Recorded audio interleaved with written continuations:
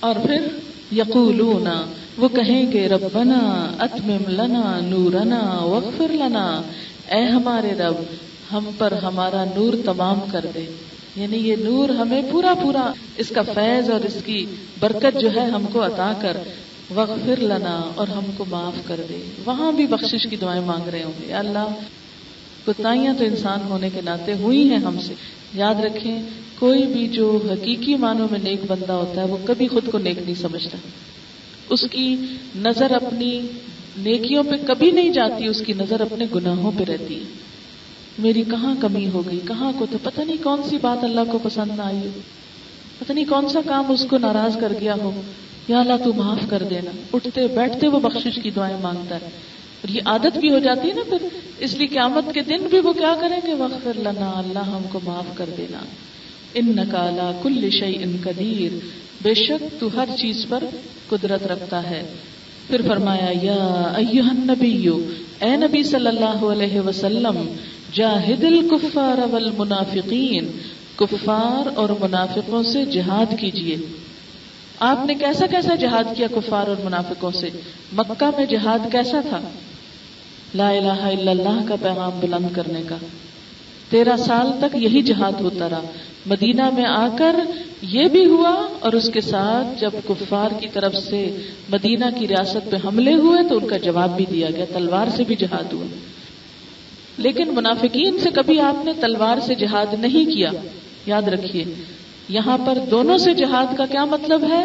مراد اس سے یہ ہے جو قوتیں، جو لوگ تمہیں تمہارے رب کے راستے پہ چلنے نہ دیں، کیا کرو؟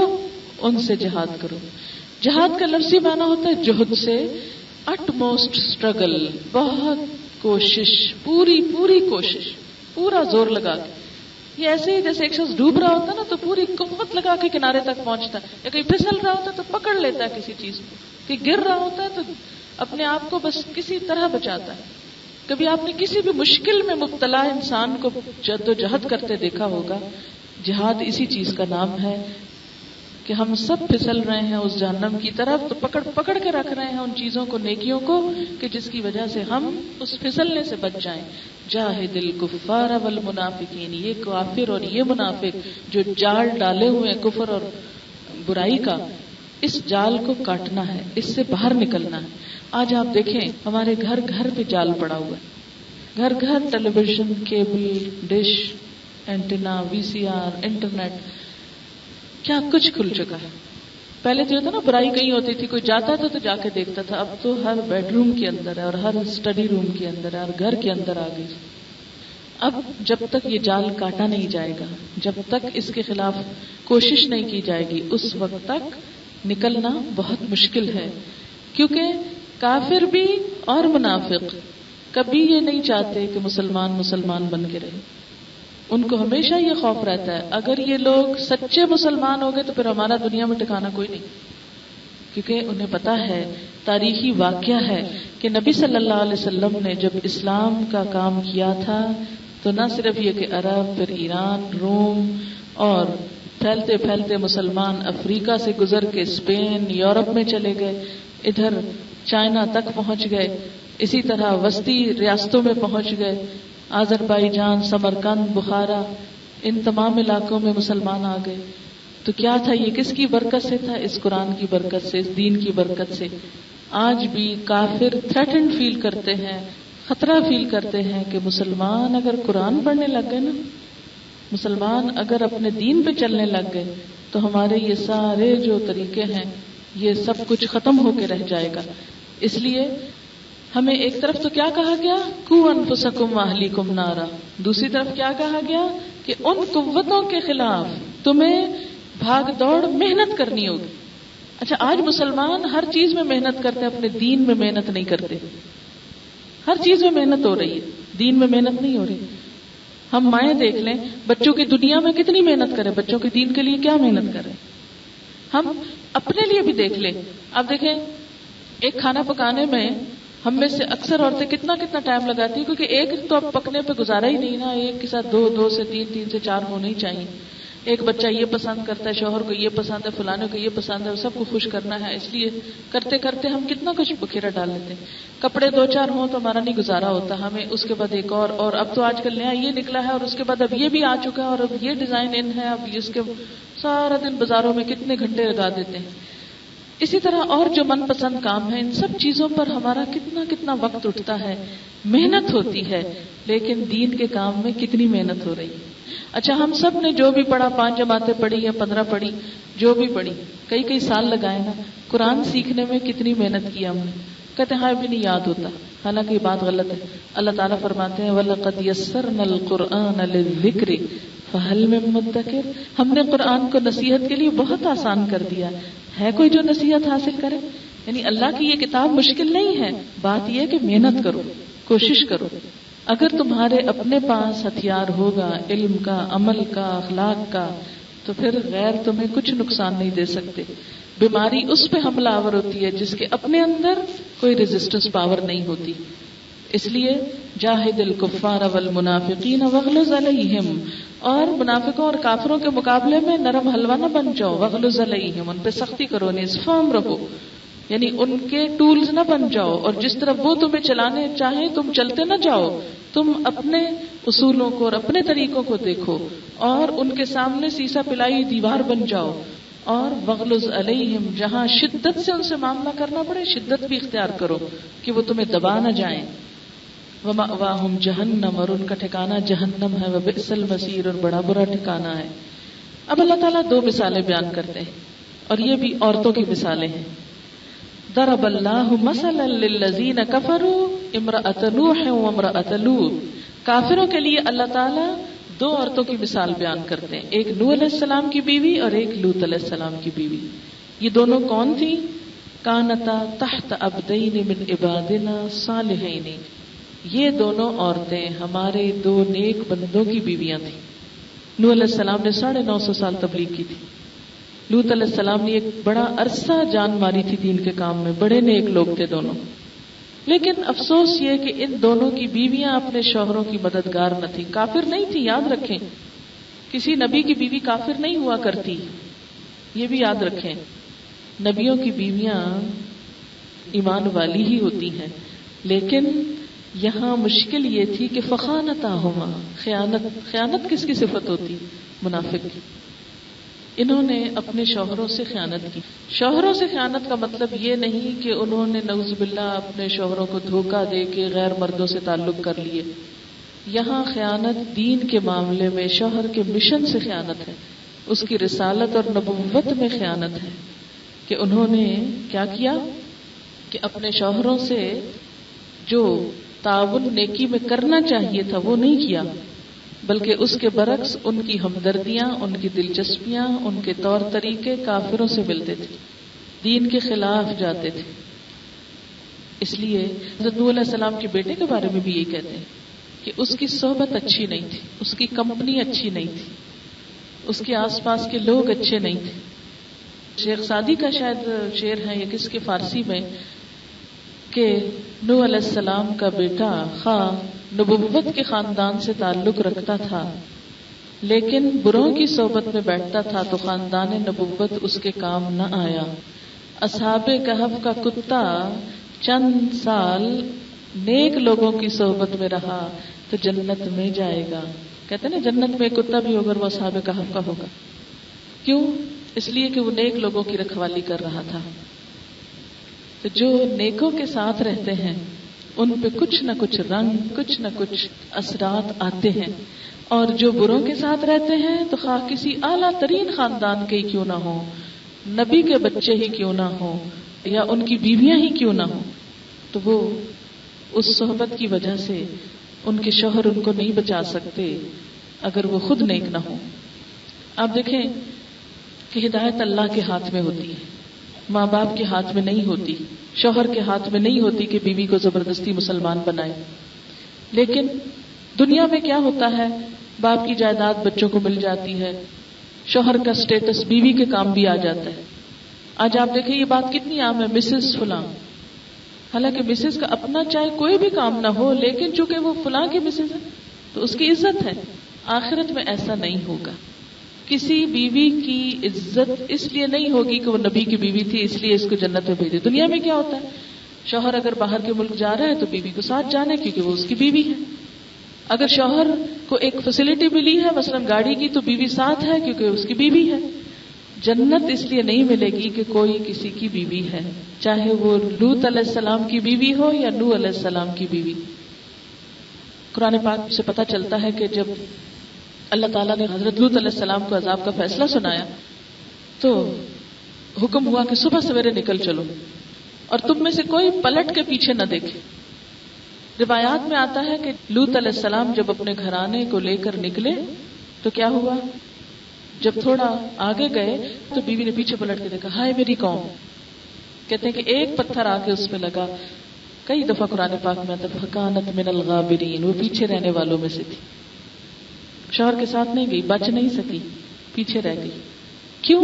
اس لیے کہ اس کی ہمدردیاں، اس کی دلچسپیاں، اس کی محبتیں، وفاداریاں، دوستیاں کن میں تھی؟ کافروں میں تھی، اللہ کے نافرمانوں میں تھی. اسی طرح اگر کوئی بھی عورت، ہم میں سے کوئی عورت، خواہ وہ کتنے ہی نیک شخص کی بیوی ہو، اگر اس نے خود اپنے لیے کوئی نیکی نہیں کی تو قیامت کے دن کوئی عورت اپنے شوہر کی نیکی سے فائدہ نہیں اٹھا سکے گی نجات کے لیے کہ اللہ میرا شوہر بڑا نیک شخص تھا اس لیے مجھے بھی بخش دو. نہیں. تو یہ اللہ تعالیٰ سمجھانے کے لیے مثال دے رہے ہیں کہ کوئی کسی کے کام نہ آئے گا قیامت کے دن، خواہ قریبی رشتے ہی کیوں نہ ہوں. فَلَمْ يُغْنِيَا عَنْهُمَا مِنَ اللَّهِ شَيْئًا، وہ دونوں ان کو اللہ سے کچھ بھی نہ بچا سکے. وَقِيلَ، اور کہہ دیا گیا کیا، ادخلا، دونوں داخل ہو جاؤ. کہاں؟ النار، آگ میں. مع الداخلین، داخل ہونے والوں کے ساتھ. اس سے ایک اور بات پتہ چلتی، برزخ کے عذاب کا پتہ چلتا ہے. یہ ماضی کا صیغہ ہے مجہول کا. کہہ دیا گیا، قیل، کہہ دیا گیا تم دونوں بھی چلی جاؤ. ابھی تو فیصلہ ہی نہیں، قیامت کا دن ہی نہیں ہوا تو پھر یہ کہاں چلی جاؤ. یہ قبر کے عذاب کی طرف اشارہ ہے. مرنے کے فوراً بعد جو عذاب شروع ہوتا ہے اس میں بھی آگ ہوتی. ان سے کہا کہ جیسے وہ باقی بدکار قوم آگ میں جا رہی ہے نا، تم بھی چلی جاؤ. ساری زندگی نبی کے ساتھ رہی لیکن چونکہ دل مختلف تھے، عمل مختلف تھے، مرنے کے بعد ساتھ نہ رہی، تفرقہ ہو گئی. اس سے یہ بات پتہ چلتی ہے کہ یہ جو رشتے ہیں نا شوہر بیوی کے، یہ دنیا کی حد تک ہے. مرنے کے بعد صرف وہ رشتے باقی رہیں گے جہاں دونوں کے درمیان نیکی کا رشتہ ہوگا. قیامت کے دن کوئی رشتہ، خواہ ماں اور بچے کا ہو، خواہ شوہر بیوی کا ہو، خواہ خونی ہو، سسرالی ہو، نسبی ہو، دوستی کا ہو، کوئی کام نہیں آئے گا جب تک کہ بیچ میں تقوی نہ ہو، نیکی نہ ہو. سورۃ الدخان میں آتا ہے الاخلاء یومئذ بعضهم لبعض عدو الا المتقین، دوست آج ایک دوسرے کے دشمن ہوں گے سوائے متقی لوگوں کے. تقوی والوں کے سوا سب ایک دوسرے کی جان کے دشمن ہو جائیں. اچھا، ایک دوسری مثال، وَضَرَبَ اللَّهُ مَثَلًا لِلَّذِينَ آمَنُوا امرأۃ فرعون، اللہ ایمان والوں کے لیے فرعون کی بیوی کی ایک مثال دیتا ہے. فرعون خود کون تھا؟ بڑا ظالم بادشاہ، کافر، خود کو خدا کہتا. لیکن اتفاق یہ کہ موسیٰ علیہ السلام کی تبلیغ جب دربار میں ہوئی تو بیوی مسلمان ہو گئی. اب یاد ہے نا کہ اللہ تعالیٰ نے حضرت موسیٰ علیہ السلام اور ہارون علیہ السلام دونوں کو کہاں بھیجا تھا؟ فرعون کے دربار میں، جاؤ وہاں تبلیغ کرو. اس سے ایک بات یہ بھی پتہ چلتا ہے کہ دین کا پیغام ہر ایک کے لیے ہوتا ہے، کوئی غریب ہو، بادشاہ ہو، امیر ہو، فقیر ہو، کوئی ہو، سب تک اللہ کا پیغام ہمیں پہنچانا چاہیے. کیا پتہ کون ایمان لے آئے. ہم بعض اوقات کہتے ہیں نہیں فلاں بڑے بگڑے ہوئے لوگ ہیں، ان کو بتانے کا کوئی فائدہ نہیں، انہوں نے نہیں ماننا. اب اللہ تعالیٰ کو پتا تھا کہ فرعون نے نہیں ماننا، لیکن کیا فرمایا؟ نہیں، جاؤ حجت تمام کرو، بتاؤ جا کے. اب کیا ہوا؟ فرعون تو نہیں مانا، بیوی مان گئی. وہ سن رہی تھی، اس نے کہا یہ تو سچی بات ہے، وہ مان گئی. اب جو ہی بیچاری مانی، ایمان لائی، فرعون نے اس پہ سختیاں شروع کر دی. روایات میں آتا ہے کہ فرعون نے اس کے ہاتھوں پہ کیل ٹھکوائے، سخت اذیت دی، سخت پریشان کیا کہ تم نے بغاوت کر دی. کیا ہوا؟ وَضَرَبَ اللَّهُ مَثَلًا لِلَّذِينَ آمَنُوا امْرَأَتَ فِرْعَوْنَ إِذْ قَالَتْ رَبِّ ابْنِ لِي عِندَكَ بَيْتًا فِي الْجَنَّةِ، جب کہنے لگی اے میرے رب میرے لیے اپنے پاس جنت میں گھر بنا دے، مجھے فرعون کا محل نہیں چاہیے. کتنی عقل مند عورت تھی. آج آپ دیکھیں اڑ گئے نا سب فرعون کے محلات. اور ڈوب کے ذلیل ہو کے مرا نا وہ، باقی کیا رہا؟ کچھ نہیں. یہ عقل مند عورت، اس نے یہ نہیں کہا کہ ٹھیک ہے میں محلات میں رہتی ہوں، مجھے تو جنت چاہیے، اللہ اپنے پاس جنت میں گھر بنا، مجھے تو چاہیے، تیرا قرب چاہیے. اسی لیے کہتے ہیں نا عندک بیتن فی الجنہ، صرف جنت نہیں مانگی، بڑی عقل مند عورت تھی، کہا اللہ تیرے پاس جنت میں گھر چاہیے. اس کا ہم نے اسٹیکر بھی بنوایا ہوا صرف اسی لیے کہ لگایا رہے، کہیں مثلا شیشے کے اوپر لگا دیں تو جب شیشہ دیکھے تو ساتھ دعا بھی اپنے لیے مانگے. تو اللہ اپنے پاس جنت میں گھر بنا دے. وَنَجِّنِي مِن فِرْعَوْنَ، اور مجھے فرعون سے نجات دے. وَعَمَلِهِ، اور اس کے عمل سے، یعنی اس کی یہ سزائیں اور ظلم سے. وَنَجِّنِي مِنَ الْقَوْمِ الظَّالِمِينَ، اور مجھے ظالم قوم سے نجات دے. کیونکہ یہ ساری قوم بڑی ظالم تھی، فاسق قوم تھی. اس سے ایک بات اور پتہ چلتی ہے، کیا؟ کہ چاہے ساری قوم، چاہے سارا ملک، چاہے ساری دنیا، چاہے ساری برادری، چاہے سارا خاندان ایک طرف ہو، لیکن ہمیں کیا کرنا ہے؟ ہمیں اپنے رب کی بات ماننی، ہمیں اپنے رب کی طرف رجوع کرنا ہے. سارے اگر کافر ہو جائیں اور ہم مسلمان ہیں تو ہمارا کچھ نہیں بگاڑے، اور اگر وہ سارے مسلمان اور ہم نے کام خراب کیا تو وہ پہلے والی مثال ہے. وَمَرْيَمَ ابْنَتَ عمران، اور مریم جو عمران کی بیٹی تھی. یہاں ایک مسلمان لڑکی کی اب صفت بیان کی جا رہی کہ ایک مومن لڑکی کیسے ہوتی ہے، بیٹیاں کیسی ہوتی ہیں. مریم ابنت عمران التی احسنت فرجہا، جس نے اپنی شرمگاہ کی حفاظت کی. یعنی ایک بیٹی جو ہے اس کے ایمان کا اہم حصہ کیا ہے؟ حیا. وہ اپنی عزت و عصمت کی حفاظت کرتی ہے. ایک لڑکی کی نیکی کا، یعنی ویسے تو سب کے لیے ہے لیکن خاص طور پر نوجوان لڑکیوں کی طرف اشارہ کر رہی ہوں کہ شادی کے بعد تو شوہر حفاظت کرنے والا ہوتا ہے، شادی سے پہلے ماں باپ بھی کرتے، لیکن بیٹیوں کو خاص طور پر حضرت مریم کی مثال دی گئی. وہ دیکھو عمران کی بیٹی مریم، جس نے اپنی شرمگاہ کی حفاظت کی، جس نے اپنے آپ کو بچا کے رکھا، اپنی عزت و عصمت اور حیا کی حفاظت کی. فنفخنا فیہ من روحنا، ہم نے اس کی قدردانی کی کہ اپنی طرف سے ایک روح اس میں پھونکی. وصدقت بکلمات ربہا، اس نے اپنے رب کے کلمات کی تصدیق کی. تو ایک مومن بیٹی کو کیسا ہونا چاہیے کہ اپنے رب کے کلمات، رب کے کلمات کیا؟ یعنی جو احکامات ہیں رب کے، ان کی تصدیق کرے. تصدیق کا کیا مطلب؟ یعنی ان پہ عمل کر کے دکھائے. وکتبہ، اور اس کی کتابوں کی، یعنی زندگی کا وہ حصہ جو پڑھنے لکھنے میں گزرتا ہے اس میں صرف دنیا کی کتابیں نہ ہوں، کس کی؟ کتبی ہی، اللہ کی کتابیں بھی. مومن بیٹیوں کا یہ کام بھی ہے. وکانت من القانتین، اور وہ بڑی فرما برداروں میں سے تھی، بڑی نیک تھی، بڑی اطاعت گزار تھی، بہت اچھی بیٹی تھی. اس لیے یہ رکوع ہمیں ایک گھر کے ذمہ دار کی حیثیت سے، اور ایک بیوی کی حیثیت سے، اور ایک بیٹی کی حیثیت سے ہماری ذمہ داریاں ہم کو یاد دلاتا ہے. اللہ تعالیٰ سے میری دعا ہے کہ اللہ تعالیٰ ہمیں عمل کی توفیق عطا فرمائے. وآخر دعوانا ان الحمد للہ رب العالمین. میں دعا سے پہلے چند منٹ اور لوں گی. یہ چند سوالات ہیں میرے سامنے. کسی نے لکھا ہے انٹرنیٹ کے اس دور میں اس کے خلاف جہاد کیسے کریں. آپ دیکھیں کہ جہاد کے دو طریقے ہوتے ہیں نا، ایک ہے نیکی کو عام کرنا اور دوسرا ہے برائی کو مٹانا. اس میں پہلا کام جو ہوتا ہے نا وہ نیکی کو عام کرنے کا ہوتا ہے. جب نیکی آپ اتنی عام کر چکے ہیں کہ ماننے والے مان جائیں اور جو باقی رہ جائے وہ فتنہ کریں تو ان کو پھر ختم کریں، پھر ان کی برائی واضح کریں. اچھا، ہم بعض اوقات کیا کرتے ہیں؟ الٹ کام شروع کرتے ہیں، صرف لوگوں کی برائیاں کرتے رہتے ہیں، ان کی واضح کرتے ہیں فلاں ایسا برا، فلاں برا، فلاں برا، اور پہلا کام نہیں کرتے. اس کا نتیجہ کیا ہوتا ہے کہ نفرت زیادہ پھیلا لیتے ہیں اور دین کا علم لوگوں کے پاس ہوتا نہیں. پہلا کام کیا ہے؟ روشنی کو عام کرو. جب روشنی عام ہو جائے گی تو بہت سے لوگ، جیسے ابھی میں نے بتایا نا، فرعون نہیں مانا لیکن اس کی بیوی مان گئی نا. ہم کیسے کہہ سکتے ہیں پہلے ہی کسی کے بارے میں نہیں، فلانے نے نہیں ماننا؟ پہلا کام، ساری کوششیں، سارے وسائل، سب کچھ کس میں لگاؤ؟ نیکی کو عام کرنے میں لگاؤ. بندے بندے تک پہنچو خیر کا پیغام لے کے. اس سے کیا ہوگا؟ جو نیک روحیں ہوں گی، جو نیکی سے محبت کرنے والے ہوں گی، وہ رجوع کریں گے. اب یہ کام جب ہوتا رہے، اب جیسے حضور صلی اللہ علیہ وسلم نے 13 سال مکہ کی زندگی میں ابتدا کیا کی؟ لوگوں کو قرآن کا ایک بڑا حصہ مکہ میں نازل ہوا، وہ خوب پھیلایا، خوب بتایا، بنیادی چیزوں پہ زیادہ بات کی. بنیادی چیزیں کیا ہیں؟ ایمان ہے اللہ پر، آخرت پر، رسالت پر، جنت دوزخ، اور ہلکے ہلکے نماز روزہ کی بات. 13 سال تک آپ نے یہ کام کیا، بنیادیں مضبوط کی. پھر مدینہ میں آ کے پھر پردے کا حکم نازل ہوا، پھر سود حرام ہوا، پھر باقی چیزیں ہوئیں. اس لیے جب آپ ایک کام کا آغاز کریں تو سب سے پہلے لوگوں کے دل میں اللہ کی محبت ڈالیں، دین کی طرف رجوع کی توجہ دلائیں.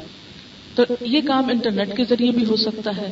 ہم نے تھوڑا سا شروع کیا، بہت سی اسلامک سائٹس بھی ہیں، یہ صرف ہم نہیں ہیں، بہت سی اسلامک سائٹس ہیں.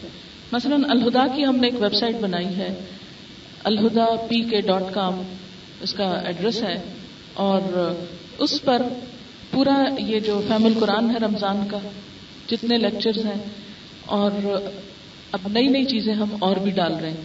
ابھی ہمیں 2 مہینے ہوئے، 2.5 مہینے کام شروع کیے ہوئے، اور اللہ کے فضل و کرم سے یہ اس ہفتے ہم نے جو ہوتا نا کہ کتنے لوگوں نے ہمارے سائٹ کو اپروچ کیا، 50,000 لوگ تھے الحمدللہ. ابھی سب کو پتہ ہی نہیں، سرگودا میں تو کسی کو بھی نہیں پتا تھا، لیکن اللہ کا شکر ہے کہ اس کے ذریعے بھی پیغام جو ہے وہ عام ہو رہا ہے. اگر 2-2.5 مہینوں میں 50,000 ٹائمز ہمارے نیٹ کو اپروچ کیا گیا ہے تو اٹ مینس کہ اگر ہم اس کو صحیح طور پر اس میں ڈالیں تو ہزاروں نہیں، سال میں لاکھوں لوگ اس سے مستفید ہو سکتے ہیں. ٹھیک ہے انشاءاللہ تعالی. اس میں جو لوگ بھی ایکسپرٹ ہوں وہ اس قسم کے کام بھی اچھی سائٹس بنا سکتے ہیں، اچھی سائٹس پہ جا کے دیکھ سکتے ہیں، ایک دوسرے کو خبر دے سکتے ہیں. اب آپ دیکھیں تو ہم 1-2 دفعہ تو 7 اپ پی جاتے ہیں یا پیپسی پی لیتے ہیں نا، ہر گھر میں آتی ہے. اب آپ دیکھیں کہ کیا ہم یہ نہیں کر سکتے کہ صرف ایک پورے مہینے میں سے 2 ٹائم کی 7 اپ جو ہے اس کو اپنے پہ بین کر لیں، یا 3 ٹائم کی، اس سے ایک کیسٹ لے لیں، 10 لوگوں کو سنائیں، 20 کو سنائیں. صدقہ جاریہ ہے، یہی نور کا سبب ہے. کوئی ایک کتاب لے لیں 20-25 روپے کی، وہ کیا ہوگا؟ آگے ایک کو پڑھائیں، دوسرے کو پڑھائیں، تیسرے کو پڑھائیں. اور کچھ نہیں کر سکتے تو بتائیں تم نے وہ کتاب پڑھی ہے، وہ کیسٹ سنی ہے، وہ کام کیا ہے. تو یہ جو بیٹھ کے مجلسوں میں گفتگو کرنا ہے یہ بھی تبلیغ ہے. تو اگر انسان یہ چھوٹی چھوٹی نیکی کی کوششیں کرتا رہتا ہے تو اس کی اور نیکی کو دعوت دیتی ہے اور وہ بڑھتی چلی جاتی. تو اس میں ہر شخص جو ہے جتنا اس کا علم ہے، جتنے اس کے وسائل ہیں، اس کے مطابق حساب ہوگا. جن کے وسائل کم ہیں ان کا حساب بھی کم ہے، جن کے وسائل زیادہ ان کا حساب بھی زیادہ ہے. ہر شخص یہ سوچے اس کے پاس اللہ نے کیا دیا ہے اور وہ اس سے کیا کام لے سکتا ہے. سوال ہے، آپ کے ابا جان ہر روز کیا درس دیا کرتے تھے؟ کیا قرآن کا درس وہ بچوں کے لیے کیسے عام فہم ہوگا؟ یہ کوئی ٹاپک ہوتا تھا، ہم بچوں کو کیسے بتائیں؟ ان کا طریقہ یہ تھا، جب ہم بہت چھوٹے تھے تو ہمیں پیغمبروں کی کہانیاں سناتے تھے. نمبر 1 پیغمبروں کی کہانیاں سناتے تھے. مجھے یاد اچھی طرح جب ہم صحابہ کرام کی کہانیاں سناتے تھے. جب ہم تھوڑا پڑھنے کے قابل ہوئے تو انہوں نے کلاس 9 سے ہمیں قرآن کا ترجمہ شروع کرایا تھا، 9ویں جماعت سے، اور لفظی ترجمہ ہوتا تھا اور تھوڑا تھوڑا بتاتے تھے. آپ دیکھیں خالی لفظی ترجمے سے بھی بہت سی باتیں پتہ چل جاتی ہیں. 9ویں کا بچہ اچھا خاصا سمجھدار ہو چکا ہوتا ہے، اور اس طرح کرتے کرتے 2-3 سال میں صبح کا ایک ایک رکوع کرتے قرآن پاک جو تھا وہ پورا ہو گیا. اس میں ہوتا یہ ہے کہ جب بچپن میں بچے کو آپ اچھی باتیں سناتے ہیں، بتاتے ہیں، تو اس کے دل میں، پھر اسی طرح امی بھی کرتی تھی کہ یہ خود پڑھتی تھی مشکات شریف، مجھے بھی اچھی طرح یاد ہے، باجی بھی پڑھتی تھی، یہ بھی پڑھتی تھی. یہ صبح صبح نماز سے پہلے ان کا درس ہوتا تھا، ابا جی ان کو پڑھاتے تھے، تو پھر یہ دن کو اپنا سبق دہراتی تھی. میں بہت چھوٹی تھی مجھے یاد ہے. تو ایک دن یہ عذاب قبر کا جو باب ہے وہ پڑھ رہی تھی خود بیٹھ کے، تو میں پاس بیٹھی تھی تو انہوں نے مجھے بھی کچھ حدیثیں سنائی. وہ دن مجھے آج تک نہیں بھولتا. پھر مجھے یہ دعا بھی بتائی کہ تم مغرب کی نماز کے وقت 7 دفعہ پڑھا کو اللہم اجرنی من النار. تو اب وہ چھوٹی سی بتائی ہوئی بات الحمدللہ وہ دن آج کا دن میں شاید ہی کبھی بھولی ہوں کہ مغرب اور فجر کے بعد یہ دعا نہ پڑھوں. بہت چھوٹی عمر میں سکھائی کیونکہ وہ عادتیں پختہ ہو جاتی ہیں. وہ بتایا کہ قبر میں کیا کیا ہوتا ہے، پھر اس کے بعد وہ دعا سکھائی کہ کس طرح قبر کے عذاب سے پناہ مانگنی چاہیے. تو اللہ کا شکر ہے کہ وہ زندگی کا ایک حصہ بن گیا. اگر آپ مائیں بھی اسی طرح چھوٹی چھوٹی باتیں جو خود، اچھا وہی ماں بتاتی ہے جو خود پڑھتی ہے. جو ماں خود نہیں سیکھتی، خود نہیں پڑھتی، اس کا اپنا علم سے کوئی واسطہ رشتہ نہیں، وہ دوسروں کو بھی کیا بتائے گی بچوں کو. سوال ہے، اسلام میں کیا ہر وقت دوپٹہ سر پہ رکھنے کا حکم ہے؟ دیکھیں کہ ہر وقت کی بات نہیں ہے. جب آپ کام کر رہے ہیں تو آپ اتار بھی سکتے ہیں، لیکن جیسے اپنے سینے کو ڈھانکنے کا تو اس میں خاص طور پر مرد رشتہ دار جو ہیں اپنے جو محرم ہیں ان کے سامنے، لیکن جو نامحرم ہیں ان کے سامنے تو صرف دوپٹہ نہیں چلے گا، بلکہ قرآن پاک میں آتا ہے کہ یا ایھا النبی قل لازواجک وبناتک ونساء المؤمنین یدنین علیہن من جلابیبہن. تو باہر نکلنے کے لیے تو جلباب کا ذکر آتا ہے. خمار کا لفظ جو ہے سورۃ نور میں آتا ہے، وہ گھر کے لباس کے لیے کہ وَلْيَضْرِبْنَ بِخُمُرِهِنَّ عَلَى جِيُوبِهِنَّ، چاہیے کہ اپنے دوپٹے اپنے سینوں پہ ڈالیں. یعنی جیسے گھر میں ہیں، بچے ہیں، جوان بیٹے ہیں یا باپ ہے یا بھائی ہے، تو کیا کریں، اپنے سینے ڈھانک کے رکھیں. اور پھر اسی طرح جو نماز کا سطر لباس ہے، تو نماز میں تو بال بھی نہیں دکھنے چاہیے اور موٹا دوپٹہ ہونا چاہیے. تو اس لیے ہر وقت کی بات نہیں ہے، ضرورت کے مطابق فرق ہے. اللہ تعالیٰ خود مدد فرماتا ہے کہ قرآن بوجھ نہیں. تو ہمارے ارباب اختیار کون ہوتے ہیں یہ حکم دینے والے کہ گو ایزی آن اسلامیات، بچوں پر فالتو بوجھ مت ڈالو، جبکہ اللہ تعالیٰ فرماتے ہیں جس نے اللہ کا ہاتھ تھام لیا اس کے ہاتھ ایک مضبوط ہلکا آ گیا. اللہ کا ہاتھ تو اللہ سے تعلق ہے جو قرآن ہی بلڈ کرے گا. جب سے پاکستان بنا ہے ہمارے ایجوکیشنسٹ اور کریکولم ڈائریکٹرز مسلسل کرمنل کردار ادا کر رہے ہیں. سورۃ توبہ نافذ کی گئی جو اس سال ہٹا دی گئی ہے. قرآن کے عربی کے نفاذ کا خیال نہیں. سلیبس میں ہم اپنے بچوں کو لو لیول انفیریئر ایجوکیشن دینے پر کیوں تلے ہوئے ہیں؟ والدین اور اساتذہ کیوں خاموش ہیں؟ ہمیں اپنے اس کانسپیشس کا جواب نہیں دینا ہوگا. آپ دیکھیں کہ سائلنس جو ہے آپ کا وہ ایک بے حسی کی علامت ہے نا. اور بے حسی کیوں ہوتی ہے؟ جب علم نہیں ہوتا. رائے عامہ کو ہموار کرنے کے لیے صرف یہ کہنا دیکھو یہ ہو گیا، دیکھو وہ ہو گیا، یہ کافی نہیں ہوتا. اور نہ نبی صلی اللہ علیہ وسلم کا یہ طریقہ تھا کہ وقتی طور پر ایک ایشو اٹھا لینا اور سب کو اس کے اوپر بھڑکانا اور سب بھڑک بیٹھے اور پھر اس کے بعد ٹھنڈے ہو کے گھروں میں چلے گئے. یہ اسلام کا طریقہ نہیں ہے. اسلام مضبوط بنیادوں پہ کام کرتا ہے، لانگ ٹرم پلاننگ کے ساتھ، مسلسل محنت، جد و جہد جو ہوتی ہے نا وہ وقتی ایشوز پہ نہیں ہوتی. یہ ہٹا دیا، یہ لگا دیا، وہ دیکھو کیا ہو گیا، وہ دیکھو کیا ہو گیا. ہم سمجھتے ہیں اس طرح بڑا جہاد کر رہے ہیں. جہاد کیا ہے کہ آپ روٹس پہ پڑیں، جڑوں کو پکڑیں، سوچیں کیوں ہے یہ سب کچھ. ارباب اختیار بھی اگر کر رہے ہیں تو کیوں ہے؟ کبھی ریزن تلاش کی ہم نے؟ اس لیے کہ ان کو بھی احساس نہیں. احساس کیوں؟ اس لیے کہ ان کو علم نہیں. جو شخص قرآن کے پاس سے نہیں گزرا اس کو آپ سر پیٹ کے کہیں کہ یہ کرو یہ نہ کرو، کیوں کرے گا؟ اس لیے کہ اس کو احساس ہی نہیں. اب یہ ہے کہ اگر وہاں نہیں ہو رہا یا وہ ہٹا رہے ہیں یا لگا رہے ہیں، اور لگا کے بھی اگر بچوں کو نفرت دلا رہے ہیں، کیونکہ جب یہ شروع ہوئی تھی میں نے اس وقت بھی کہا تھا کہ یہ سلیبس درست نہیں بنا، یہ نہیں چلے گا. 9ویں جماعت کا بچہ سورۃ توبہ نہیں سمجھ سکتا. میں نے سورۃ توبہ کئی سال پڑھائی ہے اور مجھے پتا ہے کہ BA پاس لڑکیوں کو سورۃ توبہ پڑھانا مشکل کام ہے، کیونکہ اس میں سارے سیاسی، انٹرنیشنل اور اجتماعی اصول دیے گئے ہیں. جس بچے نے بھی نماز نہیں پڑھنی شروع کی اسے آپ دنیا کی سیاست پڑھا رہے ہیں تو دس از ان نیچرل. وہ اس کو بیئر نہیں کر سکتا. اگر اس کی بجائے سورۃ الحجرات ہوتی، سورۃ لقمان ہوتی اور صورتیں ہوتی، سورۃ الفرقان ہوتی، تو بچوں کو جو ابتدائی اخلاقیات کی باتیں ان کی ہوتی تو وہ اس کو آسانی سے لیتے. کیا کبھی کسی اور چیز کا سلیبس یوں اندھا دھند مسلط کیا گیا بچوں کی نفسیات، ان کی سوچ، ان کے لیول کو دیکھے بغیر؟ جب ایک کام کا آغاز ہی غلط ہوا تھا تو اس سے آپ توقع کیا رکھیں؟ اور نتیجہ آپ کو پتا اس کا کیا نکل رہا تھا؟ اللہ کے ہر کام میں بہتری ہوتی. اس کا نتیجہ یہ نکل رہا تھا کہ بچے اسلامیات کی کتابوں کو مشکل جان کے اٹھا اٹھا کے پھینک رہے تھے. یہ قرآن ہے، یہ ہم سے نہیں پڑھا جاتا. تو میں تو کہتی ہوں کہ بہتر ہی ہوا کہ وہ نکل گیا. چاہے آپ مجھ سے نہ ایگری کریں، بہتر ہوا نکل گیا. اگر آپ لگانا چاہتے ہیں وہ لگائیں جو بچوں کی سمجھ میں آئے، اور اس کے لیے محنت چاہیے. یہی محنت جہاد ہے.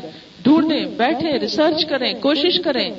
آپ کو پتا ہے کہ باہر کے ملکوں میں جب سلیبس تیار ہوتا ہے تو وہ 2 کمیٹیوں اور 2 میٹنگوں کے بعد نہیں ہوتا. سال ہر سال بچوں کی عادات دیکھ کے، مشاہدہ کر کے ڈیولپ کرتے ہیں کہ اس لیول پہ بچے کیا بوجھ اٹھا سکتے ہیں، کون کسی بات سمجھتے ہیں اور کون کسی نہیں سمجھتے. تو اس لیے صرف ان کو بلیم نہ کریں، ہم خود کو بھی کریں کہ ہم نے ابھی گراؤنڈ بھی پریپیئر نہیں کیا ہوا. معاشرے کے اندر ماں باپ کو اگر ہم قرآن پڑھا چکے ہوتے نا تو حکومت کی مجال نہیں تھی کہ وہ کوئی سلیبس بدلے یا غلط قسم کا سلیبس لگائے. ان کو پتا تھا یہ ماں باپ شعور رکھتے ہیں، یہ ہمیں چھوڑیں گے نہیں. ان کو بھی پتا، نہ ماں باپ کو پتا، نہ عوام کو پتا، کسی کو پتا ہی کچھ نہیں.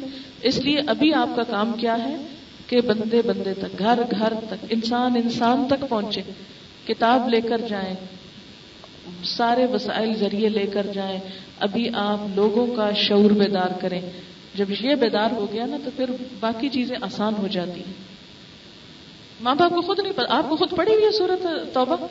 اگر آپ نے پڑھی ہوتی نا تو آپ حکومت کو کہتے ہیں چھوڑو تم، ہم اپنے بچوں کو خود پڑھا لیں گے. بات یہ ہے کہ اگر ہمیں بہت ٹھنڈے دل سے کسی بھی جذبات کا شکار ہوئے بغیر، میں آپ سب بہنوں کو ایک مشورہ دینا چاہتی ہوں، ٹھنڈے دل سے، جذباتیت سے ہٹ کے غور کریں اس بات پہ کہ ان ساری امراض کا روٹ کاز کیا ہے، وجہ کیا ہے، مرض کیا ہے، بیماری کیا ہے، پھر اس پر علاج تشخیص کریں. اور آپ کو پتا ہے کہ جب بیماری بہت بڑھ جاتی ہے نا تو آپ ایک دم اسٹرانگ ڈوز نہیں دے سکتے، پھر شدید ری ایکشن کا ڈر ہوتا ہے. اس میں تھوڑی تھوڑی ٹرائی کرتے ہوئے آگے بڑھیں اور مسلسل محنت، جہد مسلسل ہی کا نام جہاد ہے، کرتے جائیں. آپ دیکھیں گے کہ یہی لوگ جو آج کہتے ہیں کہ نہیں، یہی کہیں گے کہ ہاں ہو کہ ہماری نسلیں ہمارے لیے صدقہ جاریہ بنے. ہمیں صرف چند باتیں کر کے نہیں اٹھ جانا. آج اگر آپ سب لوگ یہاں بیٹھے ہیں تو کم از کم اور نہیں تو اپنے حد تک تو عہد کریں نا کہ آج سے ہم قرآن سیکھنا شروع کریں گے. لفظ لفظ جو سیکھ رہے ہیں الحمدللہ، بہت سے سیکھ بھی رہے ہیں. جو آج اس مجلس میں پہلی دفعہ شریک ہوئے ہیں اور نہیں ابھی تک سیکھنا شروع کیا، وہ اپنے سارے عذر بہانے سب کو چھوڑیں. کہیں آپ کے گلی محلے میں کوئی جماعت، کوئی پارٹی، کوئی استاد، کوئی بھی لگا ہوا پڑھانے، یہ تعصب اور نفرتیں چھوڑیں اور اپروچ کریں اور قرآن کو تھام لیں. آپ دیکھیں گے کہ جب ایک ماں کا شعور بیدار ہو جاتا ہے تو پورے گھر کا ہو جائے گا. آپ دیکھیں کہ مومن کی مثال قرآن پاک میں ایک درخت سے دی گئی. مثل کلمۃ طیبۃ کشجرۃ طیبۃ، اچھے کلمے کی مثال ایک درخت کی طرح ہوتی ہے. آپ چاہتے ہیں نا اچھی بات پھیلے، اس کے لیے کیا ہے؟ ایک درخت لگائیں. بتائیے درخت کتنے عرصے میں لگتا ہے؟ ایک دن میں لگے گا؟ ایک مہینے میں؟ ایک سال میں؟ نہیں، کئی سال لگتے ہیں. لیکن یہ جو درخت اس وقت آپ دیکھ رہے ہیں نا، یہ کل نہیں لگے تھے، کئی سال پہلے لگے تھے کہ آج ان کی چھاؤں میں آپ بیٹھ رہے ہیں. آپ نے کون سا درخت لگایا ہے آئندہ کے لیے؟ آئندہ 20 سال بعد کے لیے آپ نے کس چھاؤں کا انتظام کیا؟ بالکل اسی طرح آج ہم قرآن پکڑے، تھامیں، سیکھنا شروع کریں اور آہستہ آہستہ کیا ہوگا؟ وہ وقت آئے گا کہ یہ معاشرہ ہرا بھرا ہو جائے گا. لیکن اگر آج ہم یہ کہیں کہ فلاں کر دے اور فلاں کر دے تو اس طرح نہیں ہوگا کام. سوال ہے شوہر کو مذہب کی طرف کس طرح مائل کیا جائے. صبح کی نماز اور قرآن شریف پڑھیں تاکہ انہیں دیکھ کر بچے بھی پڑھیں. کسی دینی محفل میں جانا پسند نہیں کرتے، حل بتائیں. 2-3 چیزیں ہیں. نمبر 1 یہ کہ جب آپ قرآن پڑھنا شروع کریں تو آپ کے کردار اخلاق میں واضح تبدیلی آ جائے. شوہر سے معاملہ کرنے میں، بچوں سے معاملہ کرنے میں. جب ان کو نظر آئے گا کہ میرے گھر میں قرآن پڑھ کر سکون آ گیا ہے، میری بیوی اطاعت گزار ہو گئی ہے، میری بیوی بہت اچھی ہو گئی ہے، تو وہ بھی سوچیں گے اس پر کہ ہمیں بھی کچھ کرنا چاہیے. دوسری بات یہ کہ ان کے لیے دعا مانگے. تیسری بات یہ ہے کہ ان کے سامنے عملی طور پر کچھ، جیسے میں نے کہا نا، بجائے اس کے کونے کہ آئے میں آپ کو پڑھاؤں، کیا پڑھ کے آئیں، تو ان سے ہی کہیں کہ آپ ذرا میرا سبق سنیں. ہم دیکھیں دنیا کے اور باتیں بھی کیسے منواتے ہیں، زور زبردستی سے تو نہیں نا، خوشامد سے ہی منواتے ہیں. تو اس میں بھی خوشامد کر لیں، کیا ہوا؟ جو کچھ ہم قرآن کی صورت میں پڑھتے ہیں اس کا ثواب مرنے والوں کو ملتا ہے یا نہیں؟ اگر انہوں نے آپ کو سکھایا تو ان کو بھی ملے گا. لیکن اگر انہوں نے آپ کو سکھایا ہی نہیں، بتایا ہی نہیں، کچھ نہیں، پڑھ آپ رہے ہیں، کھا آپ رہے ہیں، تو ان کو کیسے پہنچ سکتا ہے؟ دعا تو بس دعا، ان کی بخشش کی جو دعا قرآن کے بعد کریں گے تو قرآن پڑھ کر دعائیں قبول ہوتی ہیں، وہ دعائیں ان کو پہنچیں گی انشاءاللہ. شوہر کی کمائی کے حلال ہونے میں شک ہو تو بیوی کے لیے کیا راستہ ہے؟ شوہر کو چھوڑ دے یا ساتھ رہے؟ نہیں. آپ دیکھیں کہ بیوی جو ہے وہ مکلف نہیں ہے. بیوی شوہر کو آہستہ آہستہ سمجھائے کہ آپ ایسا نہ کریں. لیکن اگر شوہر نہیں مانتا تو انشاءاللہ بیوی کے حصے میں جو اس کی حلال آمدنی ہے وہی آئے گی. جیسے کہ ایک روایت میں آتا ہے کہ اگر شوہر جو ہے اس کے مال میں حلال اور حرام دونوں شامل ہیں تو اس کے بچوں اور اس کی بیوی اور مہمان کے لیے کیا ہے؟ حلال کا حصہ، اور حرام کا ذمہ دار وہ خود ہوگا۔ آپ صلی اللہ علیہ وسلم نے یہود کے ہاں بھی کھانا کھایا، آپ نے کسی کے گھر میں بھی جب کھانا کھایا تو یہ نہیں پوچھا کہ تم کیا کرتے ہو۔ اس کا یہ مطلب نہیں کہ ہم لوگوں کو حرام پر اپریشیٹ کریں اور انکریج کریں، اس کا مطلب یہ ہے کہ بیوی جو ہے محض اس بات پہ آ کے فتنہ نہ ڈالے، کیونکہ ایک گھر کا ٹوٹنا اور ایک شوہر سے الگ ہونا اور بچوں کی زندگی کو برباد کرنا اس سے کہیں زیادہ بڑا فتنہ ہے۔ جو ہو سکتا ہے کہ وہ حرام سے توبہ کر لے آپ کے اچھے اخلاق سے، وہ زیادہ بہتر ہے کہ آپ اس کے ساتھ تعاون کریں، اس کو حلال پر لائیں، بجائے اس کے کہ آپ کٹ کر کے آپ روٹ کے بیٹھ جائیں۔ اب آپ سوال کر لیجیے، آپ سوال کر رہی تھی تاکہ میں پھر دعا کروں۔ پہلا سوال یہ ہے کہ پڑھانے والے کا مطمئن کرنا یا جس سے تسلی ہو اس کا ہونا ضروری ہے، پھر انسان پڑھنے کو انجوائے کر سکتا ہے، بہتر سیکھ سکتا ہے۔ یہ آپ کی بات بالکل درست ہے۔ ہم عام زندگی میں بھی دیکھتے ہیں کہ کچھ بچوں کو میتھس پسند ہوتا ہے، پتہ چلا جی میتھس کا جو ٹیچر تھا بڑا اچھا تھا تو میتھس سے محبت ہوگی، انگریزی اچھی لگی جی ٹیچر اچھا تھا۔ ہر ایک کے ساتھ یہ ہوتا ہے، یہ قدرتی بات ہے کہ انسان کو جہاں بات سمجھ آئے وہاں سے سیکھنے کو دل چاہتا ہے۔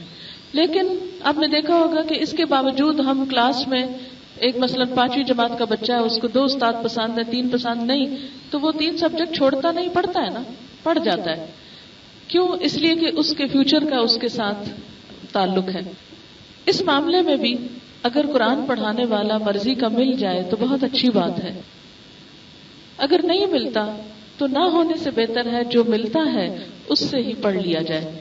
اللہ تعالیٰ نے خود بھی سمجھ دی ہے، جب نیت اس پر ہو کہ ہم نے سیکھنا ہے کہ اس کے اندر بات کیا لکھی ہے، تو انشاءاللہ جو کمیاں آپ کو اپنے استاد میں نظر آئیں گی وہ آپ آئندہ دوسروں کے لیے پوری کر دیں گے، تھوڑا تھوڑا وہ سکھا کر۔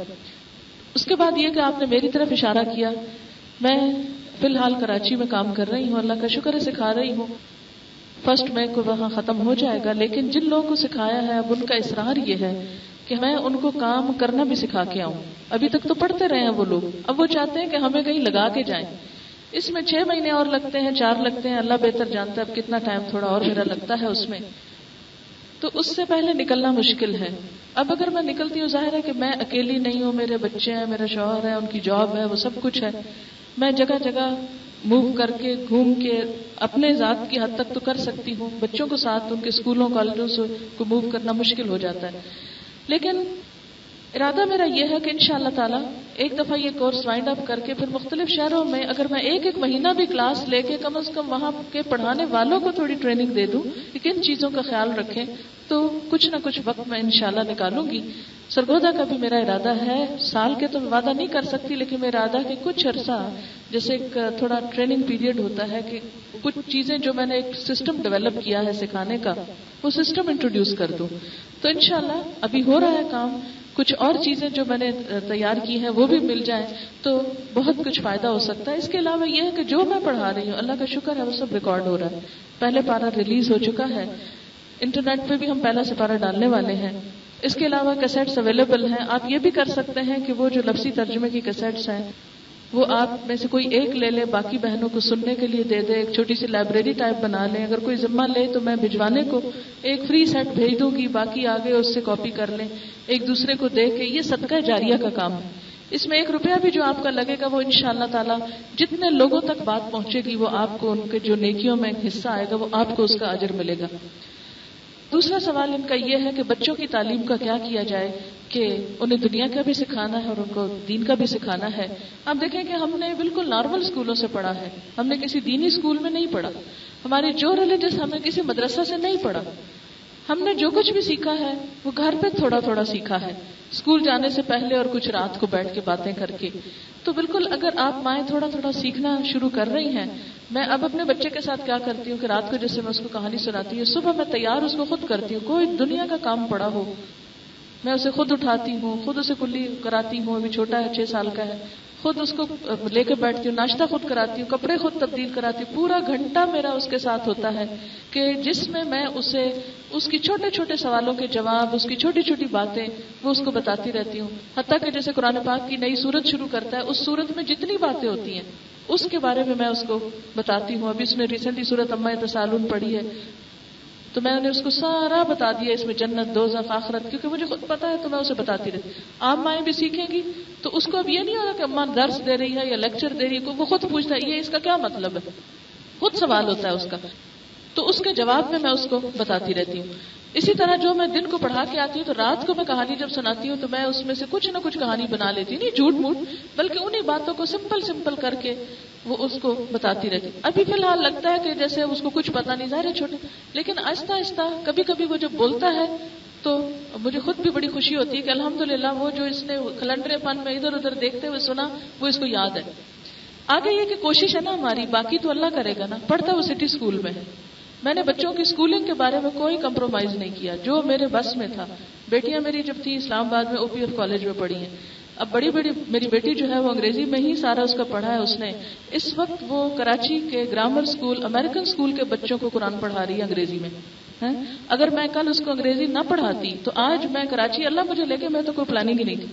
اور وہاں ایسے لوگ ہیں کہ جن کی مائیں ماڈلنگ کر رہی ہیں اور بچوں کے لیے وہ بھی کہتی ہیں کہ ان کو قرآن نماز آئے.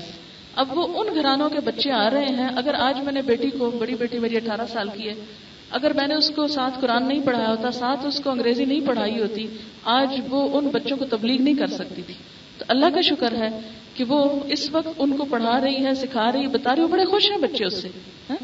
تو ہم بھی اگر یہ نیت کر کے کہ پڑھائیں گے ہم اعلیٰ ترین جگہوں پہ، جو اللہ نے ہمیں توفیق وسائل دی. میں نے اپنے کپڑے کم بنائے، میں نے اپنے دنیا کے عیش و عشرت کے سامان کم لیے، لیکن بچوں کی تعلیم پہ میکسیمم خرچ کیا اور اس نیت سے کیا. ہمارے والد نے بھی اسی نیت سے کیا. آپ کو معلوم ہوگا کہ جب میں PhD کرنے جا رہی تھی میرے بچوں کو انہوں نے رکھا ہے کہ ہماری بیٹی پڑھے، اور میں انگلینڈ پڑھنے کے لیے جا رہی تھی. 4 سال میری والدہ نے میرے بچوں کو سنبھالا ہے. کیا ان کے لیے صدقہ جاریہ نہیں ہوگا کہ ان کا تعاون تھا؟ کیوں؟ اور ہمیشہ یہی ہوتا تھا کہ تم یہ پڑھو تو تبلیغ کرو، سکھاؤ. میکسیمم جو خرچ وہ کر سکتے تھے ہم پہ کیا. اسی نیت اور سوچ کے ساتھ میں اپنے بچوں پہ خرچ کر رہی ہوں اور اپنی طرف سے کوشش. ہاتھ میرے پہ کچھ نہیں کہ میں کہوں جی آج میں دے رہی ہوں، سکھا رہی ہوں ان کو تو کل وہ ضرور یہ کام کریں گے.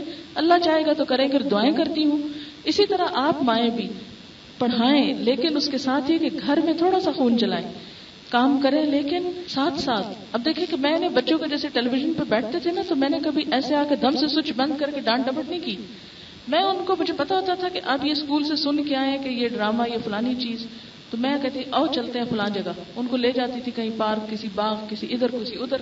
ایسے طریقوں سے میں نے ان کے دھیان بانٹے. جب میری بیٹیاں 3 اوپر نیچے تھیں اور میرے پاس تھیں، کہ آپ سوچ نہیں سکتے کہ میں نے اپنی طرف سے ان کے اوپر یہ امپریشن نہیں دیا کہ میں تم کو روک رہی ہوں اس سے یا تمہیں چھڑا رہی ہوں، لیکن ایسے طریقوں سے موڑا اور چھڑایا ہے کہ ان کے دل میں یہ چیزیں جو ہے نہ دیکھیں، نہ بیٹھیں. ہم مائیں عام طور پہ بچوں کو کیوں ری ایکشن میں ڈال دیتی ہیں؟ جب اور کوئی کام کرانا ہوگا خوشامد کریں گے، جب ٹیلی ویژن سے ہٹانا ہوگا یا نماز پڑھانی ہوگی تو ڈانٹیں گے. تو وہ کیوں ہماری بات سنیں؟ پھر اسی طرح یہ کہ ان کے دوستوں پہ نظر. بچوں کے جب تک آپ دوستوں پہ نظر نہیں رکھیں گے بڑا کام خراب ہوتا ہے. کس سے مل رہے ہیں، کون گھر آ رہا ہے، کس کے گھر جانا چاہتے ہیں، کس کا ٹیلی فون آئے. اور اس میں بھی یہ نہیں کہ میں کہوں کہ میں ان کی طرف پیچھا کر رہی ہوں، اچھا آپ کیا کر رہے ہیں، تم گئی تھی نا فلانی جگہ، یہ کیا تھا. نہیں، خاموشی کے ساتھ کچھ چیزیں اگنور کر دی، کچھ چیزوں پہ سامنے نہیں ڈانٹا، الگ لے کے بیٹھا. یہ ایسے نہیں، ایسے ہوتا ہے، ویسے ہوتا ہے. خود نہیں سمجھایا، دوستوں کے ذریعے سمجھوایا، کسی اور کے ذریعے سمجھایا، چھوٹی بہن کو بڑی بہن سے سمجھوایا. کیونکہ بچے بعض اوقات ماں باپ کی بات کو بہت مائنڈ کرتے ہیں، کیوں کہتے ہیں ہمیں، پھر اس کے باوجود شرارتیں بھی کرتے ہیں، خرابیاں بھی کرتے ہیں، کئی دفعہ نہیں بھی بات مانتے، روڈ بھی ہو جاتے. سب انسان ہے نا، انسان کے بچے ہیں، سب کچھ کرتے ہیں. لیکن الحمدللہ نماز کے لیے نہیں کہنا پڑتا اور بہت سی چیزوں کے لیے نہیں کہنا پڑتا. اب تھوڑا تھوڑا تھوڑا، جیسے میں ہمیشہ اپنے ذہن میں نا پودے کی مثال رکھتی ہوں. یہ بھی چھوٹا پودا ہے، ابھی یہ پھل نہیں دے گا، ابھی یہ پھول نہیں دے گا، ابھی یہ سایہ نہیں دے گا. میں کیوں ایک بچے کو خود سے کمپیئر کر رہی ہوں کہ جو کچھ میں کر رہی ہوں سب کچھ بچہ بھی کرے. لیکن آج میں اسے تیار کر رہی ہوں تو آج اس کی مجھے حفاظت کرنی ہے، اس کو پانی وقت پہ دینا ہے، اس کو غذا دینی ہے، اس کو سب، تاکہ جب یہ برابر ہو تو پھر یہ کانٹوں والا نہ ہو، یہ پھولوں والا ہو. تیسری بات یہ ہے کہ پچھلے گناہوں کی جو بات ہے قرآن پاک میں آتا ہے کہ ان الحسنات یذہبن السیئات، جو نیکیاں ہوتی ہیں وہ برائیوں کو مٹا دیتی ہیں. آپ صلی اللہ علیہ وسلم نے بھی فرمایا کہ گناہ ہو جائے نا تو اس کے بعد کیا کرو، نیکی کرو. وہ کیا کرے گی؟ پچھلے گناہ کو مٹا دے گی، وہ اس کو مٹا دے گی. اچھا، اب آپ دیکھیں کہ ہم سے لا علمی میں جو کچھ ہو گیا، جب علم آیا تو چھوڑ دیا، اس پہ توبہ کی، اب اللہ سے اچھی امید ہے.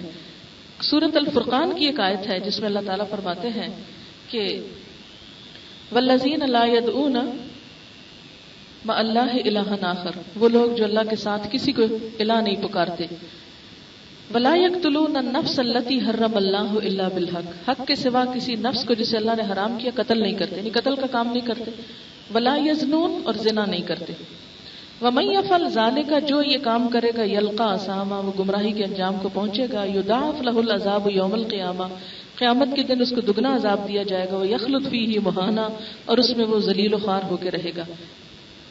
یعنی کیا کیا گناہ؟ قتل، شرک اور زنا۔ قیامت کے دن ذلیل و خوار ہو کے جہنم میں ہوگا ان گناہوں والا۔ لیکن اللہ، اب آپ اللہ سنیے، آپ کے سوال کا جواب ہے اللہ، مگر من تابہ، جس نے توبہ کر لی۔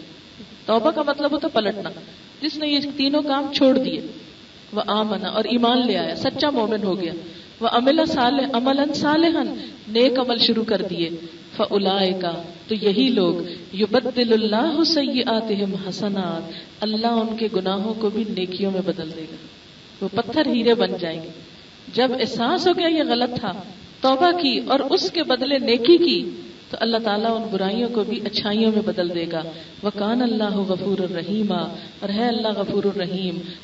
ومن تابا، اور جس نے توبہ کی، اور عمل ساتھ شرط ہے اس لیے وہ عمل صالحا، اور نیک عمل کیے، فإنه يتوب إلى الله متابا، یہ دراصل اللہ کی طرف لوٹنے کا حق ادا کرتا ہے۔ توبہ کس کی توبہ ہوتی ہے؟ جس نے توبہ کے ساتھ عمل صالحا، نیک کام کیے۔ پچھلی زندگی میں جو ہو چکا سو ہو چکا، لیکن اس پہ افسوس ضرور ہے، مگر وقت ضائع نہیں کرنا۔ اب جو باقی وقت ہے اس کو اب میکسیمم اچھے کاموں میں۔ آخری بات ان کی تھی پروفیشن یا گھر، اس میں آپ دیکھیں کہ اٹ ڈپینڈس۔ اگر پروفیشن اور گھر کے درمیان آپ عدل کر رہے ہیں تو ویل اینڈ گڈ، لیکن اگر آپ سمجھ رہے ہیں کہ پروفیشن اور گھر میں بیلنس نہیں ہو رہا اور بچوں کے حقوق مارے جا رہے ہیں، ان کی دین دنیا کی فکر ہے، تو آپ کیا کریں؟ کچھ عرصے کے لیے پروفیشن کو یا تو آورز کم کر دیں، یا یہ کہ چھٹی لے لیں، یا یہ کہ پوسٹ پون کر دیں، اور پہلے گھر کو دیکھ لیں۔ اس کے بعد جب بچے بڑے ہوں، انڈیپینڈنٹ ہو، اپنے کام لگ جائیں، ٹریک پہ آ جائیں، پھر آپ پروفیشن شروع کر دیں۔ میں نے کئی سال جاب کی، جب بچے چھوٹے تھے ان کو اسکول بھیجا، خود یونیورسٹی گئے، اور جب واپس آئے تو وہ بھی آ گئے، ان کو نہیں پتا اماں کہاں گئی تھی، کہاں آئی۔ اچھا، اب آپ دیکھیں شام کو جب میں درس کے لیے نکلتی تھی تو میں تینوں کو ساتھ لے کے نکلتی تھی، چھوڑ کے نہیں جاتی تھی۔ واپس آ کے ہوم ورک کراتی تھی یا پہلے کرا کے جاتی تھی۔ صبح کا ٹائم جاب کا، شام کا ٹائم بچوں کا، گھر کا اور درس کا، کام چلتا رہا۔ اس کے بعد اب کیا ہے کہ جب میری تبلیغ کی ذمہ داریاں بڑھی تو ساتھ پروفیشن میں نے چھٹی لے لی۔ ایک دفعہ چھٹی لی، میری کچھ بنتی تھی وہ لے لی، پھر ہاف پے پہ لے لی، پھر اب وداؤٹ پے چھٹی پر۔ پیسے تو نہیں آ رہے، لیکن جو سیٹسفیکشن ہے، جو اطمینان ہے، اور جو سکون اور خوشی ہے، وہ اس پیسوں سے، اس تنخواہ سے بہت زیادہ ہے جو مجھے مہینے کے بعد ملتے تھے۔ اب یہ ہے کہ میں سوچتی ہوں ٹھیک ہے میرے بچے ذرا بڑے ہو جائیں، وہ سارے حالات اگر اپنی جگہ پر آئے تو ہو سکتا ہے پھر میں نے ابھی چھٹی لی ہوئی 5 سال کی، اگر اس وقت تک سب میری مرضی کے مطابق ہوتا تو دوبارہ کنٹینیو کر لوں گی، نہ ہوا تو خدا حافظ کر لوں گی۔ کیا ہے، میرے اوپر کمانے کی ذمہ داری تو نہیں، ہو تو میرے شوہر کی ہے۔ زیادہ نہ صحیح کم میں گزارا کر لوں گی، لیکن آخرت تو بنانی ہے نا جہاں ہمیشہ جا کے رہنا ہے، اس کو تو نہیں سیکریفائس کر سکتے۔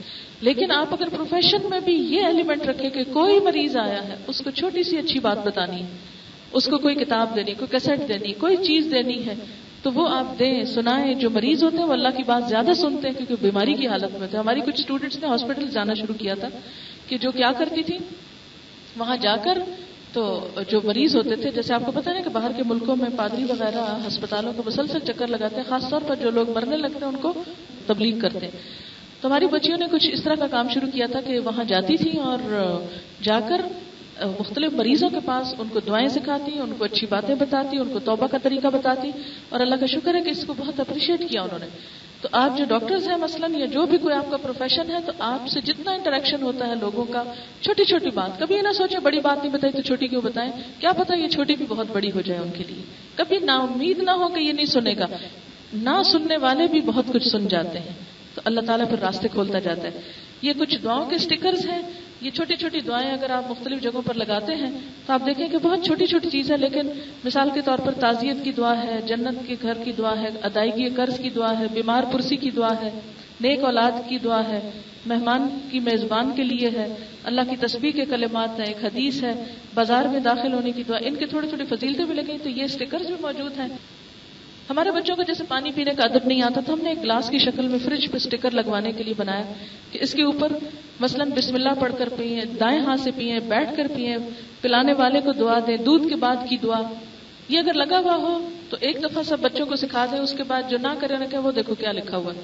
تو اس طرح انشاءاللہ ایک سنت جو ہے وہ زندہ ہوگی. اسی طرح قرآن پڑھ کر جو دعائیں مانگی جاتی ہیں اور قرآن سے پہلے کی، اس کے کارڈز ہیں تاکہ دعا کی برکت سے قرآن سیکھنا آسان ہو. صورتوں کے نام ہیں. پھر اسی طرح یہ ہے کہ مایوسی اور پریشانی اور ڈپریشن کے علاج کا کارڈ ہے، حفاظت کی دعائیں ہیں، شفا کی آیات ہیں.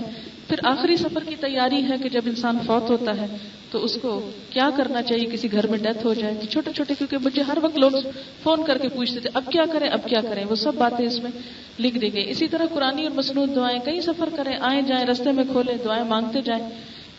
پھر اسی طرح قرآنی دعائیں انگریزی ترجمے کے ساتھ بھی ہیں، اردو ترجمے کے ساتھ. ہم عید وغیرہ پر مختلف شادیوں وغیرہ کے موقع پہ کارڈ دیتے ہیں. آپ اس طرح کا کارڈ لیں، اگر ساتھ آپ نے جیسے کسی کو تحفہ کو پیسے ویسے کچھ دینا ہے تو اس میں رکھ کے اس کو بند کر کے آپ دے سکتے ہیں، تاکہ دوسرے کارڈ تو ایک دفعہ لوگ پڑھتے ہیں اور اس کے بعد کیا ہوتا ہے پھینک دیتے ہیں، لیکن یہ جب تک ان کے پاس رہے گا یہ بھی آپ کے لیے صدقہ جاریہ ہو جاتا ہے.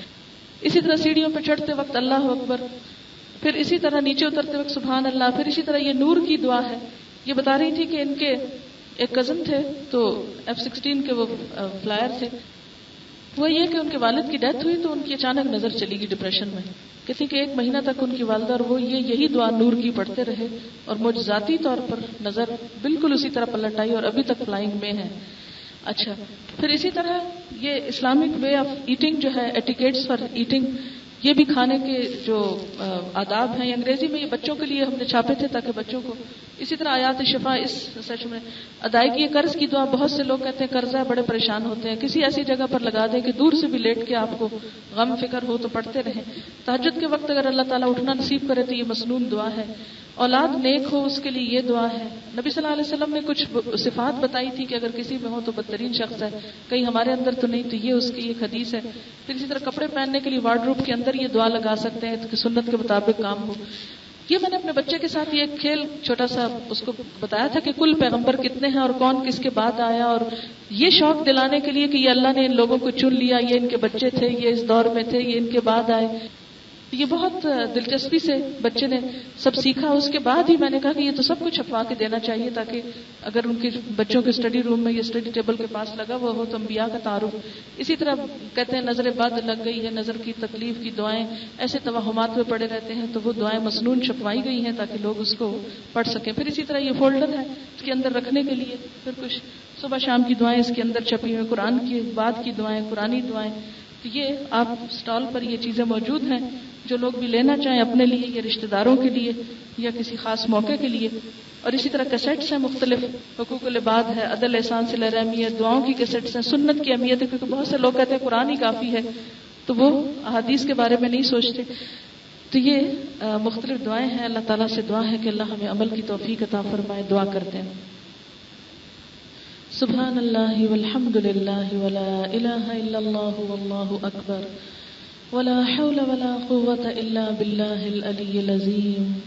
اللہم صل علی محمد وعلی آل محمد کما صلیت علی ابراہیم وعلی آل ابراہیم انک حمید مجید. اللہم بارک علی محمد وعلی آل محمد کما بارکت علی ابراہیم وعلی آل ابراہیم انک حمید مجید. ربنا آتنا فی الدنیا حسنة وفی الآخرة حسنة وقنا عذاب النار. ربنا لا تزغ قلوبنا بعد إذ هديتنا وهب لنا من لدنك رحمة إنك أنت الوهاب. ربنا هب لنا من أزواجنا وذرياتنا قرة أعين واجعلنا للمتقين إماما. یا حی یا قیوم برحمتک نستغیث لا الہ الا اللہ انت الحلیم الکریم. سبحان اللہ رب العرش العظیم والحمد للہ رب العالمین. رب نسألک موجبات رحمتک وعزائم مغفرتک والغنیمة من کل بر والسلامة من كل اسم لا تدع لنا ذنبا إلا غفرته ولا هما إلا فرجته ولا حاجة هي لك رضا إلا قضيتها يا أرحم الراحمين. یا اللہ پاک جو کچھ ہم نے پڑھا ہے سنا ہے تو اپنی رحمت سے اسے قبول فرما. جو بات تیری مرضی کے مطابق ہوئی ہو ہم سب کو اس پر عمل کی توفیق عطا فرما. عمل کی راہیں ہمارے لیے آسان فرما دے. اگر کوئی بات تجھے پسند نہ آئی ہو یا اللہ ہم سب کو اس سے دور کر دے اور ہماری نیت کو صرف اپنے لیے خالص کر لے. یا اللہ تو ہمیں بااخلاق مسلمان بنا. یا اللہ ہم مسلمانوں کے درمیان ایک دوسرے کی عزت اور احترام کے جذبات پیدا کر دے. ہمیں ایک دوسرے کا قدردان بنا. ہمارے گھروں میں باہم محبت، اتفاق اور سلوک پیدا فرما. یا رب العالمین ہمارے تمام رشتہ داروں کو بھی دنیا اور آخرت کی بھلائیاں عطا فرما. ہمارے والدین کو تو اپنی رحمتوں سے ڈھانپ لے. جو دنیا سے جا چکے ہیں ان کی بخشش فرما. جو موجود ہیں انہیں صحت عطا فرما. یا اللہ ہم سب کے بچوں کو بھی ہدایت عطا فرما. انہیں ہماری آنکھوں کی ٹھنڈک بنا. انہیں دنیا اور آخرت کی کامیابی عطا فرما. یا رب العالمین تو ہمارے گناہوں کو معاف کر دے. ہمیں اپنا قرب نصیب فرما. یا رب العالمین تمام بیماروں کو صحت کاملہ عطا فرما. یا اللہ تو روحانی اور جسمانی بیماریوں سے نجات عطا فرما. یا اللہ ہم سب کے دکھوں کو دور کر دے. جو مائیں اپنے بچوں کے رشتوں کے لیے پریشان ہیں اللہ ان کی پریشانی دور فرما. جو لوگ اپنے کاروبار اور رزق کے لیے پریشان ہیں اللہ ان کی پریشانی دور فرما. یا رب العالمین ہم سب جو یہاں حاضر ہوئے ہیں ہمارا آنا قبول فرما. یا رب العالمین جنہوں نے اس پروگرام کے لیے جو بھی کوشش کی ہے اس کوشش کو قبول فرما. اس مجلس کو ان کے لیے صدقہ جاریہ بنا. ان کے تعاون کو قبول فرما اور انہیں آئندہ بھی بہترین نیکیوں کی توفیق عطا فرما. یا رب العالمین جتنے بھی حاضرین مجلس ہیں ان کے دلوں میں جو دعائیں اور نیک تمنائیں ہیں اللہ پاک ان سب کو پورا فرما. یا اللہ تو سب کے دکھ دور فرما. سب کے دلوں کی حاجتیں پوری فرما. یا رب العالمین ہم سب کی مشکلات آسان فرما. یا اللہ ہم اپنا وقت ضائع نہ کریں. ہماری زندگی کو ضائع ہونے سے بچا. ہمیں اپنی نعمتوں کی قدردانی کی توفیق عطا فرما. ہمیں شکر گزار بنا. ہمیں صبر کرنے والا بنا. یا اللہ ہماری زندگی کا خاتمہ بہت خیریت کے ساتھ ہو، ایمان پر ہو، مرتے وقت کلمہ نصیب ہو. یا اللہ ہماری قبر روشن ہو. یا رب العالمین ہماری قبروں کو روشن کر دینا. یا رب العالمین ہماری قبر کا حساب آسان کر دینا. یا رب العالمین حشر کے میدان میں اندھیروں کو دور کر دینا. یا اللہ تو ہمارا حساب آسان کر دینا. ہمیں جنت الفردوس میں جگہ عطا فرمانا. صالح بندوں میں اٹھانا. یا رب العالمین تو ہماری ساری آخرت کی مشکلات کو دور فرما. یا اللہ تو ہمارے ملک کی اصلاح فرما. یا اللہ ہمارے حکمرانوں کو ہدایت عطا فرما. یا رب العالمین تو ہم پر رحمت کی بارش برسا. اللہ تو ہم پر رحمت کی بارش برسا. اللہ تو ہم پر رحمت کی بارش برسا. یا اللہ تو ہمارے گناہوں کو معاف کر دے. استغفر اللہ ربی من کل ذنب واتوب الیہ. جب میں استغفار پڑھوں تو سب بہنیں ساتھ پڑھیں اس لیے کہ استغفار سے ہی بارش آتی ہے. استغفر اللہ ربی من کل ذنب واتوب الیہ. استغفر اللہ ربی من کل ذنب واتوب الیہ. استغفر اللہ ربی من کل ذنب واتوب الیہ. یا اللہ تو ہم سب پر اپنی رحمت نازل فرما. یا اللہ تو انسانوں، جانوروں، پرند چرند سب پر اپنی رحمت نازل فرما. یا اللہ ہمارے گناہوں کی وجہ سے تیری دوسری مخلوق کو تکلیف نہ پہنچے. یا اللہ تو سب کے لیے رزق کے دروازے کھلے رکھنا. یا اللہ تو ہمیں نیک کاموں کی سمجھ دے، ان کی توفیق عطا فرما دے. یا اللہ تو ہمیں دنیا اور آخرت میں نور نصیب فرما. نیک لوگوں کی دوستی نصیب فرما. برے لوگوں سے بچا. اپنا قرب نصیب فرما. اپنی محبت عطا فرما. اللہ تو ہم سب کو اپنی رحمتوں سے ڈھانپ لے. ربنا تقبل منا إنك أنت السميع العليم وتب علينا إنك أنت التواب الرحيم وصلى الله تعالى على خير خلقه محمد وعلى آله وأصحابه وأهل بيته أجمعين برحمتك يا أرحم الراحمين إلهي آمين. سبحانك اللهم وبحمدك نشهد أن لا إله إلا أنت نستغفرك ونتوب إليك. والسلام عليكم ورحمة الله وبركاته.